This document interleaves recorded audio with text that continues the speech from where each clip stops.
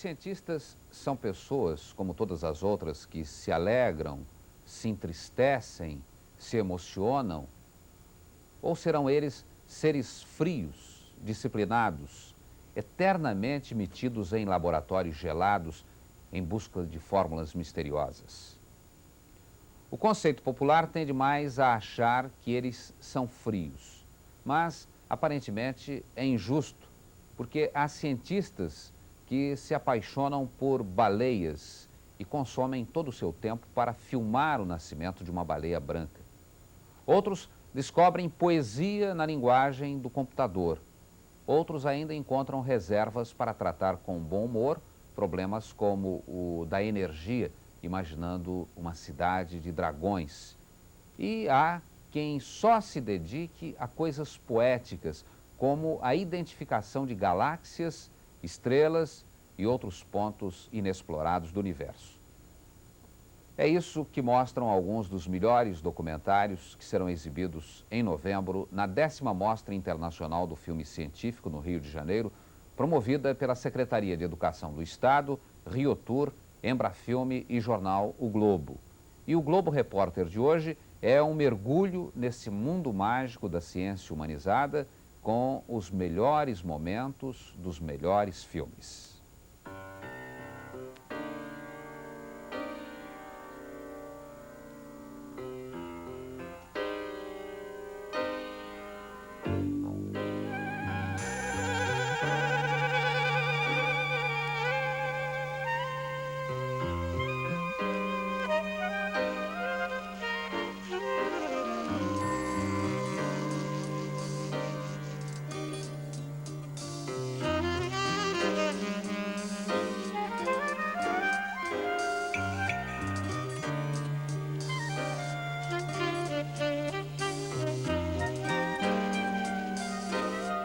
A partir do próximo dia 5 de novembro, professores e cientistas estarão julgando no Rio de Janeiro quais os melhores filmes entre os que estarão sendo apresentados na 10ª Mostra Internacional do Filme Científico, promovida pela Secretaria de Educação e Cultura do Estado do Rio, Riotur, Embrafilme e pelo jornal O Globo.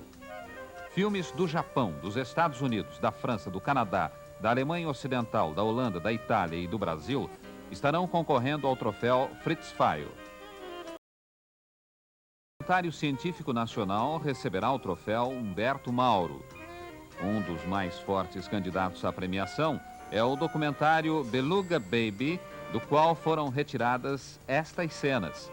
Produzido pelo órgão oficial do cinema canadense, fotografado e dirigido por Tony Westman, esse curta-metragem documenta o nascimento de uma baleia. Era uma vez uma jovem baleia branca que gostava de viajar quando as águas ficavam muito geladas. Um dia, ela foi capturada próximo à foz do rio Churchill, na Baía de Hudson, no Canadá. Ali recebeu o nome de Kavina e passou a morar num aquário público de Vancouver. Kavina tinha um segredo que os biólogos levaram tempo para descobrir. Estava grávida. Quando se descobriu, foi uma excitação entre os biólogos e funcionários do aquário, porque seria a primeira oportunidade de filmar um parto de baleia.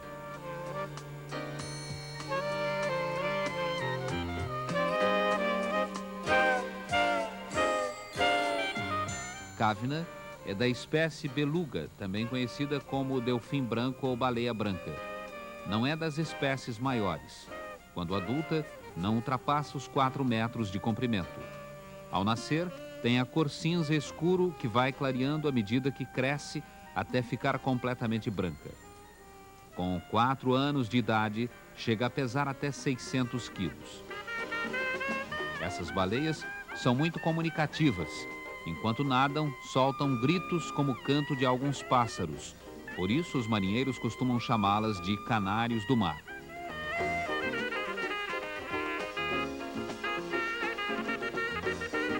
A bióloga Stephanie Hewlett foi escolhida para ser a parteira da baleia.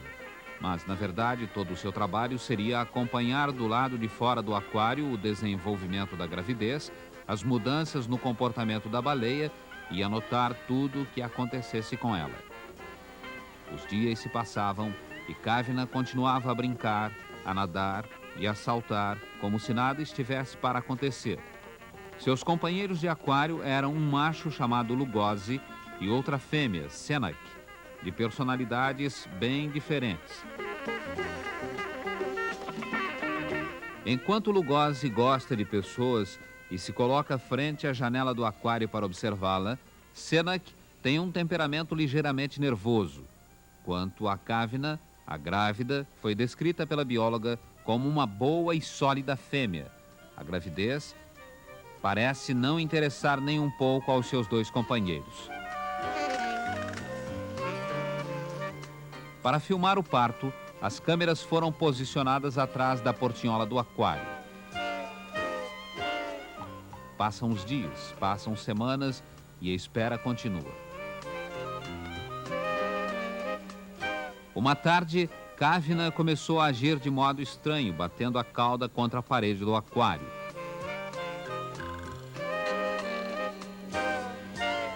Era angustiante para os que observavam. Todos se movimentaram pensando que havia chegado a hora. Mas era a velha história que acontece em tantos outros partos. Um falso alarma. Pouco depois, Kavina voltou ao normal.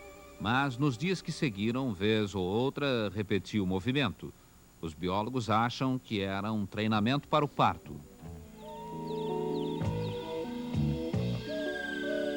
Finalmente, numa outra tarde, ela se encaminhou para o meio da piscina e, contrariamente aos seus hábitos, lá ficou flutuando. A bióloga Stephanie Hewlett, que já se preparava para ir para casa, resolveu ficar para ver o que acontecia.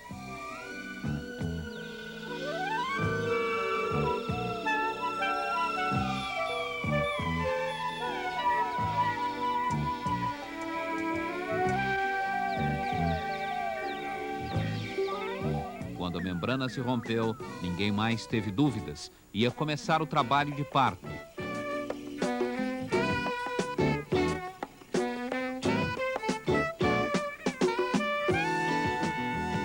Aqui, a baleia se mostra mais séria e reservada.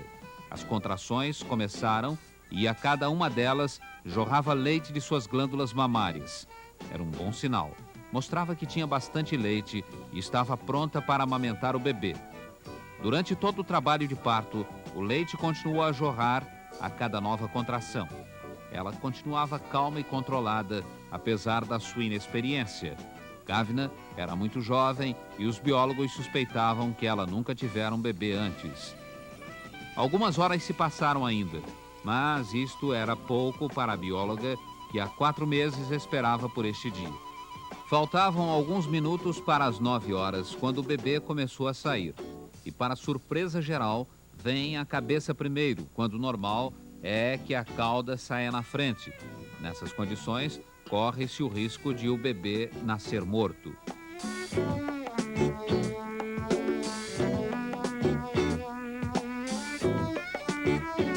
Nada podia ser feito, a não ser esperar que as coisas se resolvessem por si mesmas.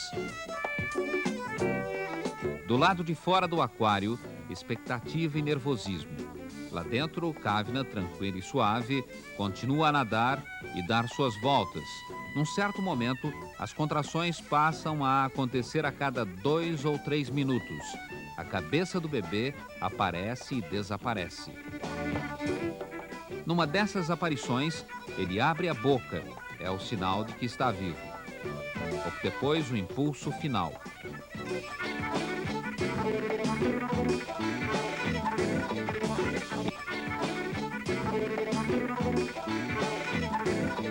E lá se vai ele rumo à superfície para receber sua primeira golfada de ar. É um bebê vigoroso, um pequeno gigante, ansioso por mostrar o que sabe fazer. Nadar tão bem quanto sua mãe.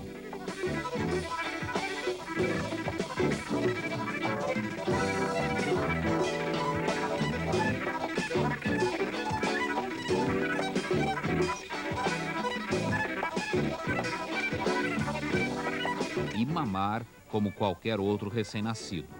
Do lado de fora, um aviso: silêncio, berçário.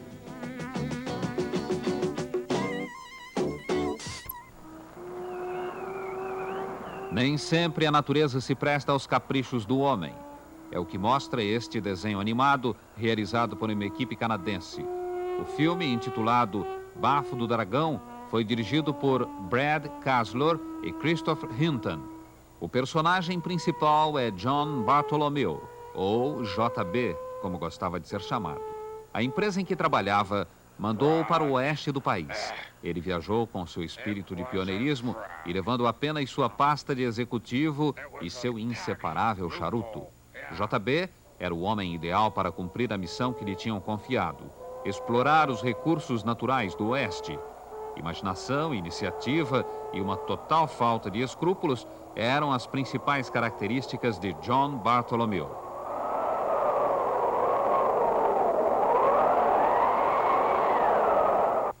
Mas quando ele chegou ao seu destino, a cidade Bafo do Dragão teve uma grande decepção. Ele, que contava poder passar dias tranquilos pescando trutas, encontrou uma realidade bem diferente.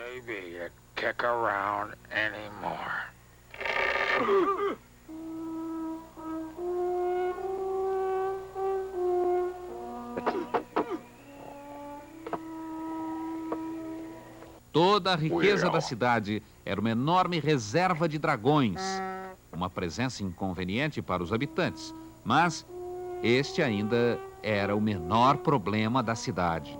JB veio a descobrir isto na sua primeira noite.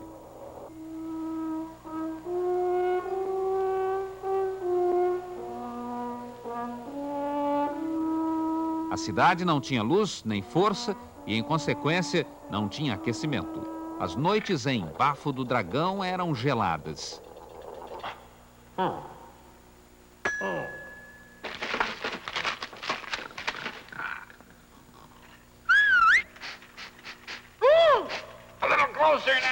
Em vez de pescar trutas, JB pescou um dragão.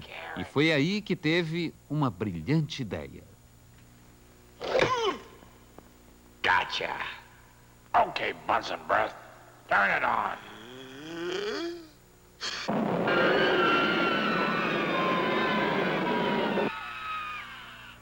Not so hard.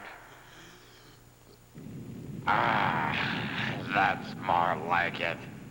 A ideia era bem simples. JB e seus sócios fundariam a Sociedade Dragões Limitada. Os custos de operação, o desenvolvimento de pesquisas, os investimentos seriam cobertos naturalmente com recursos do governo.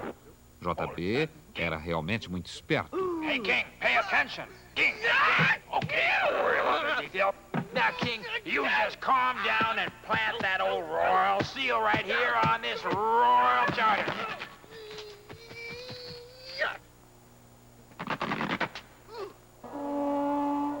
Tudo funcionou muito bem. A cidade tinha agora uma fonte de energia barata e começou a prosperar como nunca.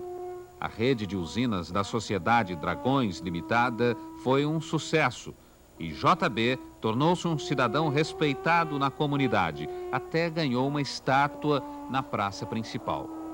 Os dragões, que nunca tinham trabalhado antes, eram agora utilizados para o conforto da população, mas de vez em quando surgiam problemas inesperados.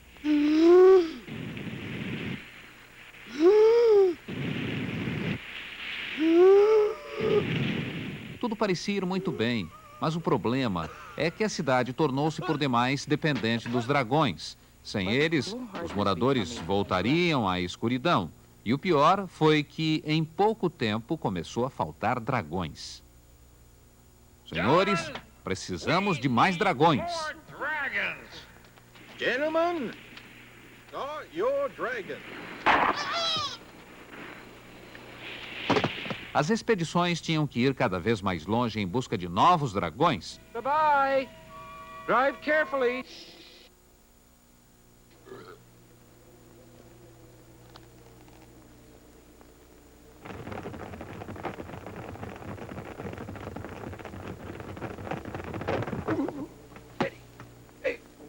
Fire!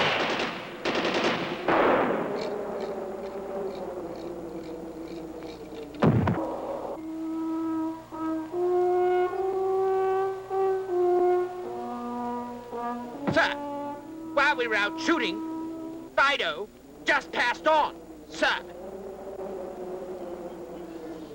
E por mais que se esforçassem, a caçada consumia mais dragões do que encontrava, já que também os veículos eram movidos à força de dragões.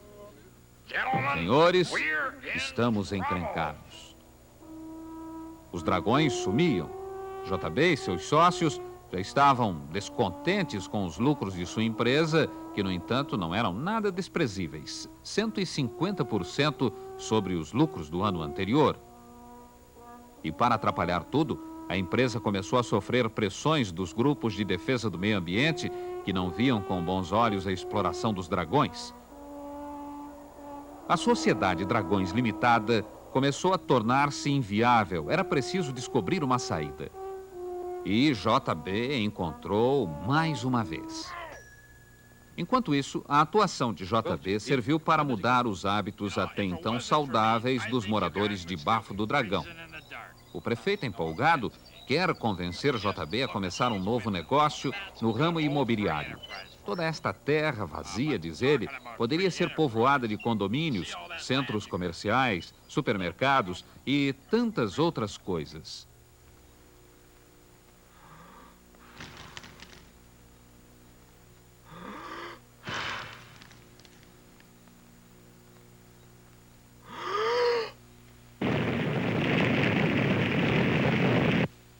Derrotado e sozinho, um único sobrevivente chora o fim de sua época.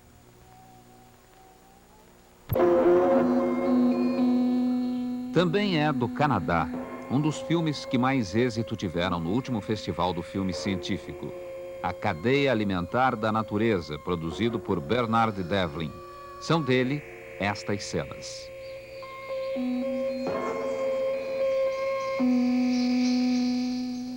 Tudo que é vivo na natureza se mantém e se reproduz graças a um perfeito e equilibrado processo de troca.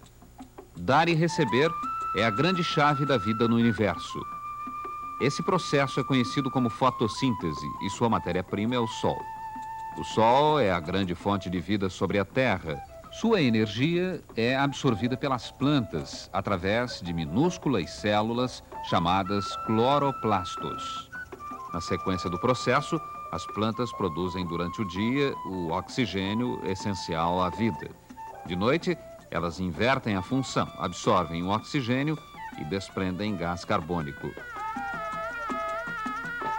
Para crescerem, as plantas fazem penetrar terra adentro pequenos filamentos absorventes que extraem a água e os sais minerais de que elas precisam.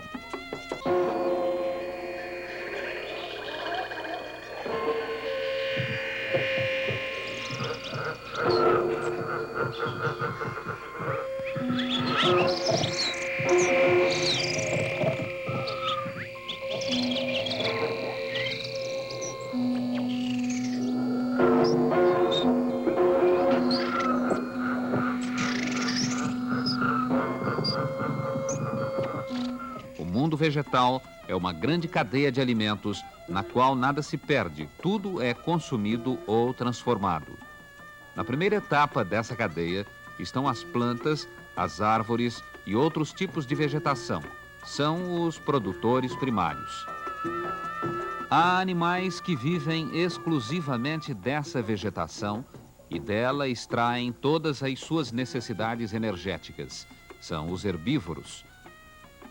Eles consomem para viver. A maioria dos herbívoros procria rapidamente. Se não fossem controlados espontaneamente pela natureza, não haveria alimento que bastasse.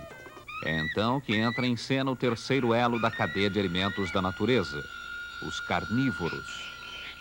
Eles não são cruéis nem sádicos, matam para comer e assim executam a parte que lhes cabe no equilíbrio da natureza. São por isso chamados de animais de controle. Não há gentileza entre os animais quando se trata de buscar comida. Em algum ponto haverá sempre algum mais forte à espreita.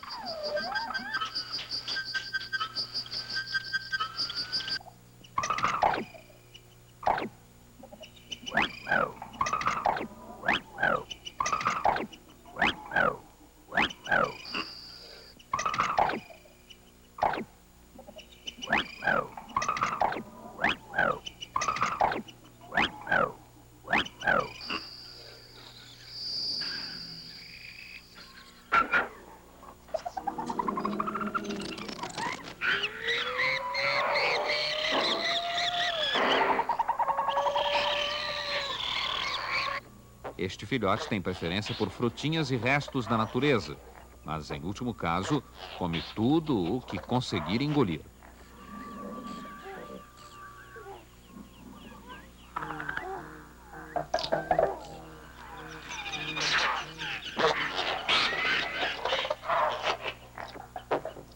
Nem todos conseguem ir à forra, mas às vezes é uma questão de crescer e esperar.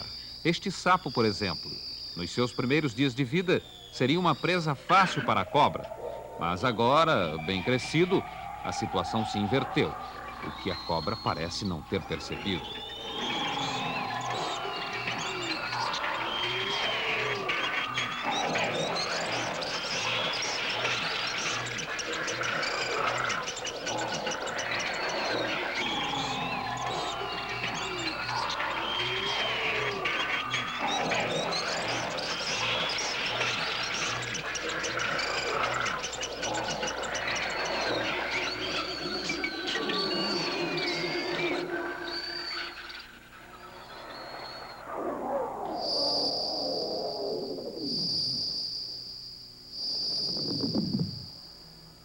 A cadeia de alimentos da natureza é um sistema de equilíbrio frágil que a qualquer momento pode se romper. Quase ninguém avalia o desastre que pode ser um incêndio. Todo um sistema ecológico pode ser exterminado e a natureza poderá levar anos para se recompor e recriar o mundo vegetal e animal. Outro desastre: o uso indiscriminado de inseticidas e defensivos. Assim se eliminam os predadores ou controladores da natureza e suas presas podem se multiplicar facilmente em proporções incontroláveis.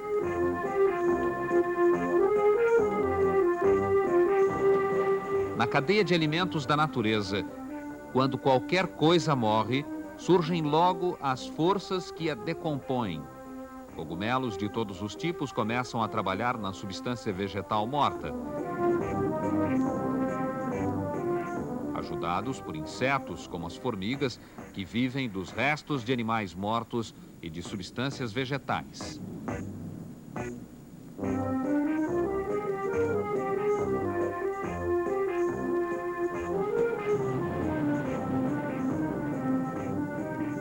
Agora estamos quase chegando ao final do processo.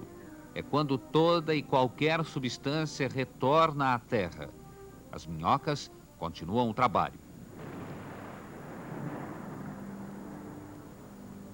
Na fase final de decomposição, entram em ação as bactérias da terra. A função delas é digerir tudo e produzir os sais minerais necessários ao crescimento das plantas.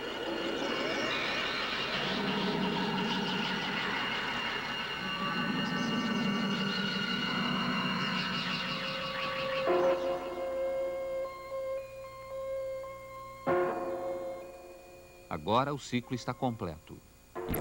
Este filme nos leva a uma viagem fantástica através do universo, partindo de uma cena a 1 metro de distância de um ponto qualquer da Terra até 100 milhões de anos-luz adiante, o máximo que o olho humano já pôde ver. Isto é, um ponto onde a luz chegaria depois de viajar 100 milhões de anos. O título do filme é Forças de 10 e foi dirigido e produzido pelos norte-americanos Charles e Ray Eames. Aqui começa a viagem, às margens do lago Michigan, em Chicago. Partimos de uma cena de 1 metro de largura, vista de 1 metro de distância. A partir de agora, a cada 10 segundos, nós nos distanciaremos 10 vezes mais e o nosso campo de visão será 10 vezes maior. Nossa imagem ficará centralizada nas 2 personagens até perdê-las de vista. Agora nosso campo de visão tem 100 metros de largura, a distância que um homem pode atingir em 10 segundos. Esta cena está sendo vista a 1000 metros de distância, 1 quilômetro, o percurso que um carro de corrida pode atravessar em 10 segundos. Aqui ainda podemos ver em primeiro plano uma ponta do lago Michigan. Estamos a 10.000 metros de distância que um avião supersônico pode atravessar em 10 segundos. A 100.000 metros de distância, ou 100 quilômetros, que um satélite em órbita cobre em 10 segundos, o ponto onde se encontram as personagens do início é assinalado pelo quadro. E vêm-se também faixas de nuvens. Agora, apenas um minuto mais tarde, podemos ver a Terra inteira. A Terra está diminuindo a distância, mas as estrelas ao fundo estão muito mais distantes e por isso aparecem imóveis.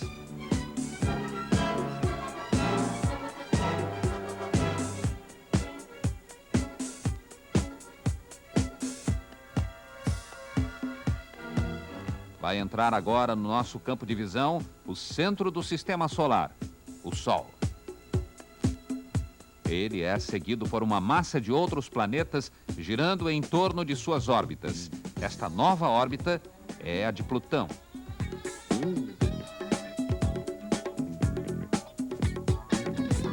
À medida que nos distanciamos, o Sistema Solar encolhe até tornar-se um ponto brilhante à distância. Visto deste ponto, o Sol parece apenas uma entre as outras estrelas.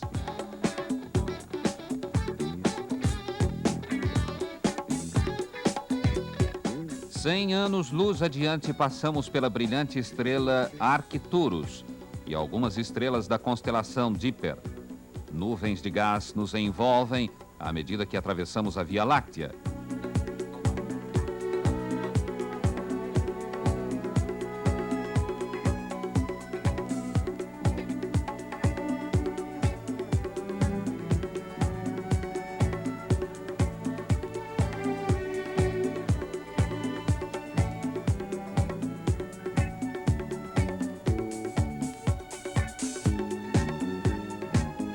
Dois pequenos satélites são conhecidos como nuvens de Magalhães. Estamos a 1 milhão de anos-luz da Terra.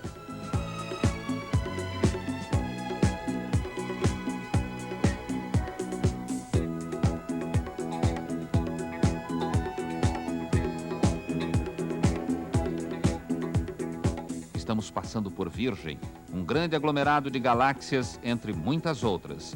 Chegamos ao limite. 100 milhões de anos-luz. E aqui interrompemos a viagem para voltar à Terra. Esta é a maior visão que se pode ter do espaço.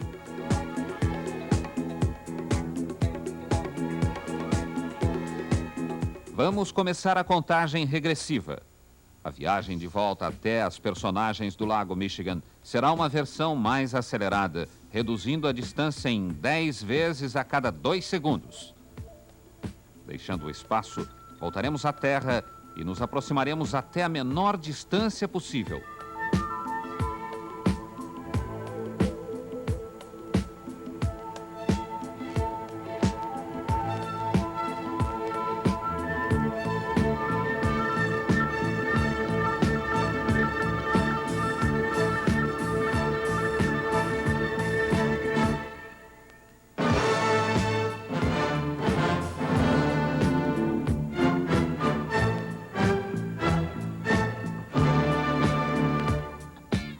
Estamos de volta ao ponto de partida.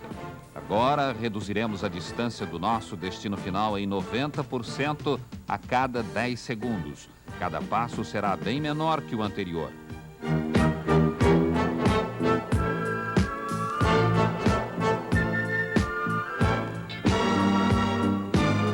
Agora a paisagem será bem diferente. Estamos focalizando a superfície da mão do nosso personagem. Em poucos segundos, estaremos penetrando na sua pele.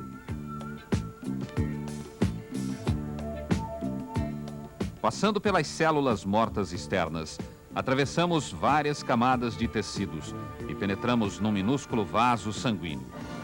Aqui vemos uma camada de células por onde passam os vasos capilares, levando as células sanguíneas vermelhas e linfócitos. Agora entramos na célula branca. E entre seus componentes vitais aparece a cobertura porosa do núcleo.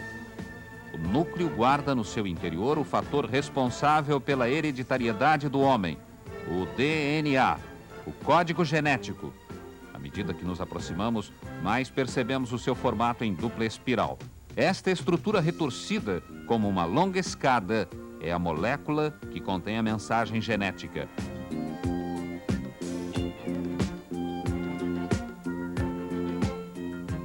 Agora focalizamos um grupo de 3 átomos de hidrogênio ligados por forças elétricas a um átomo de carbono.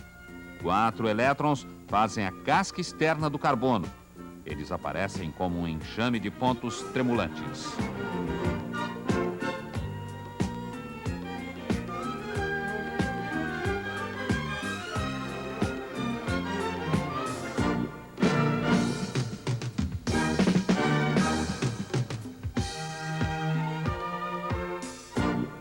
Por último, o nosso objetivo final, o núcleo de carbono tão compacto e tão pequeno.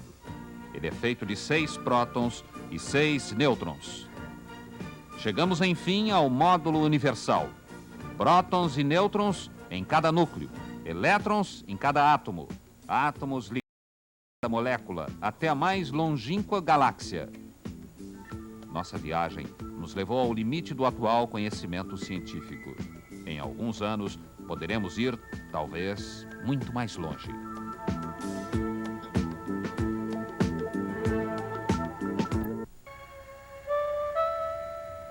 O computador é mesmo uma máquina fria que só esmaga a beleza e o ser humano? Ou será capaz de produzir beleza e até mesmo de manter um diálogo com as pessoas? É esse o tema de O Filho do Infinito, dirigido pelo norte-americano Charles Barnett. Muita gente acha que o computador é o próprio símbolo da lógica fria e funcional, o instrumento supremo da eficiência sem amor. Mas esta afirmação parece quase injusta diante da beleza das imagens que ele conseguiu captar. Imagens produzidas pelos computadores do Laboratório Científico de Los Alamos, nos Estados Unidos. São as formas que o computador aprendeu a desenhar e a retransmitir para se comunicar com seu criador, o homem. Aqui começa o diálogo. Uma comunicação visual entre o homem e a máquina. Um diálogo estranho, mas belo, de uma beleza mecânica em que se combinam luz, forma e cores. Aqui o computador está mostrando as intensidades de luz de uma galáxia distante, conhecida pelos astrônomos como M51. O computador transmite uma imagem limpa, sem a interferência atmosférica que prejudicava as observações dos astrônomos há séculos.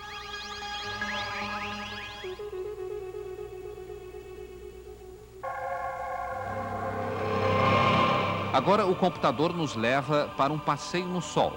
Vemos lá embaixo um prédio com aquecimento solar. Os engenheiros usam essa viagem matemática pelos céus para avaliar a eficiência de estruturas que captam a energia solar.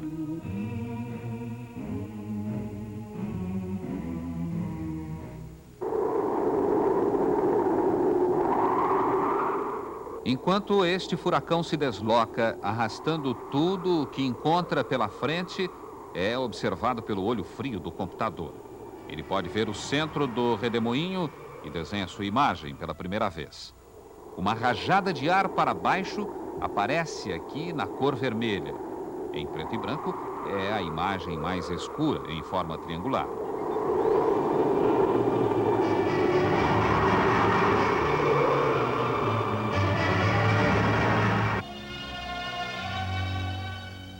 Isto é uma colisão entre 2 núcleos atômicos. Só o computador dá o privilégio de assistir a este acontecimento, pequeno demais até para os microscópios mais potentes e rápido demais até para o cronômetro mais sensível.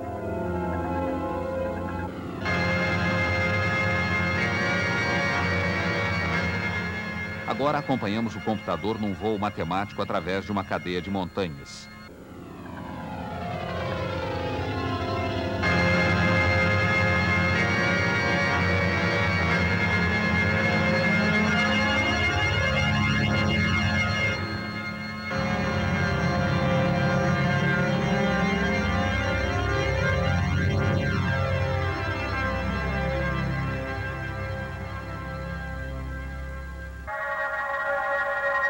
E em seguida, nos deslocamos com ele em direção ao mar com suas ondas e vagas.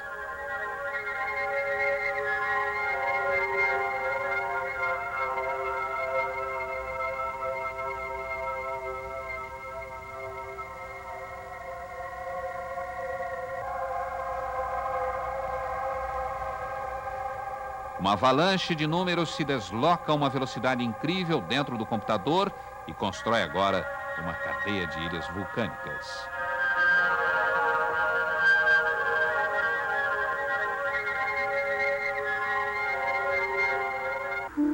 Estamos vendo o fluxo de sangue numa artéria durante uma fração de segundo. O computador paralisou o acontecimento no meio de uma única batida de coração, permitindo que o patologista tenha tempo de examinar o começo de uma doença. A doença é conhecida pelos médicos como estenose. Essa visão do computador permite desenvolver técnicas preventivas. Se um raio laser fosse disparado através de várias matérias diferentes, sua amplitude se modificaria durante o seu trajeto. É assim que o computador vê a explosão de um raio laser. As cores e tonalidades diferentes mostram as diversas matérias atingidas pelo raio.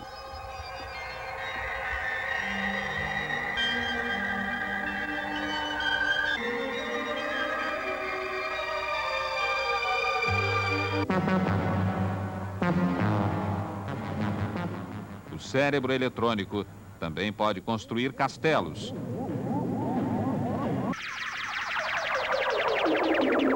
E colocar um sol no firmamento para aquecer as torres.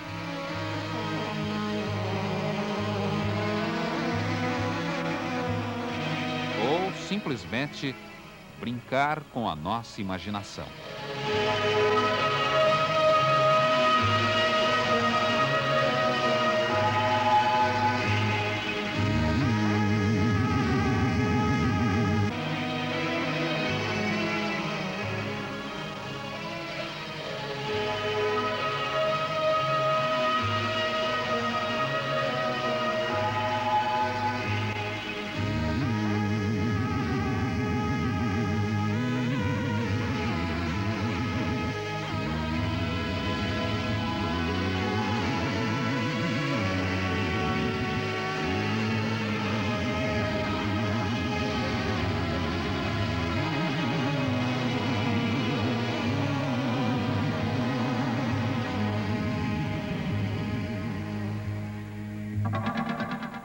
Se soltarmos a nossa imaginação, poderemos ver nestas imagens, nesta pulsação, uma nova relação entre o homem e a máquina, um tipo de conversa ou uma dança complexa entre duas inteligências.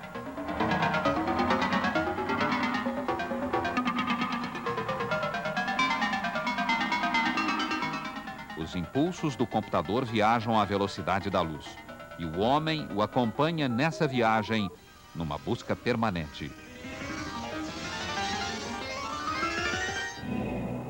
Qual será o fim desta busca? O homem e o computador conseguirão manipular o universo? Ou será que um dia, cansados dessa busca sem fim, o homem e o computador encontrarão afinal uma linguagem comum e poderão juntos tentar acabar com a solidão, o grande mal que assola o universo?